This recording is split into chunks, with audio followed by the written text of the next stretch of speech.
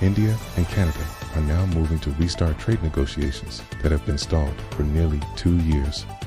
The renewed push comes as global economic uncertainty, geopolitical fragmentation, and a weakening rules-based trade order force countries to rethink how they secure long-term economic stability. Lost time creates urgency. India's High Commissioner to Canada, Desh Patnaik, has emphasized that both sides recognize how much time has been lost. In an environment where countries around the world are racing to conclude bilateral and regional trade agreements, speed has become a strategic necessity. A rules-based system under pressure, according to Indian officials. Traditional rules-based global order that once provided certainty and predictability is no longer functioning as intended. As a result, nations are increasingly relying on direct agreements to shield their economies from volatility and political risk. A shifting balance of economic power since negotiations first began. India has risen from the world's 11th largest economy to the 4th largest, while Canada remains among the top 10.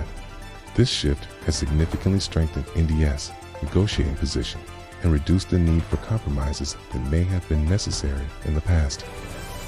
From free trade to comprehensive partnerships, the scope of the talks has expanded over time. What started as a potential free trade agreement evolved into an early progress trade agreement and is now focused on a comprehensive economic partnership agreement, CEPA. This broader framework covers trade, investment, financial flows, mobility, and wider economic cooperation. Political reset and renewed momentum. Canadian Prime Minister Mark Carney's expected visit to India in March is widely seen as a signal of a political reset following a period of strained relations. Both governments now appear committed to rebuilding trust and advancing economic cooperation. Strategic cooperation among mid-sized economies. Officials on both sides argue that strong mid-sized economies with shared interests must work together to protect themselves from instability in the global system.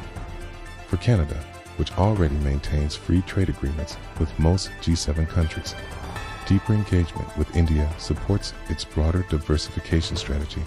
More than trade, while trade is at the center of the discussions, security and geopolitics also shape the context. Shifts in U.S. trade policy and growing uncertainty around existing agreements underscore the importance of a comprehensive and resilient economic partnership. What comes next? Though negotiations remain at an early stage, signals from both governments suggest growing political will to move forward.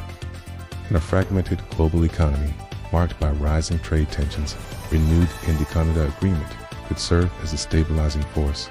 How quickly progress is made will depend on the ability of both sides to align national interests with the need for predictability and long-term cooperation in an increasingly complex global environment.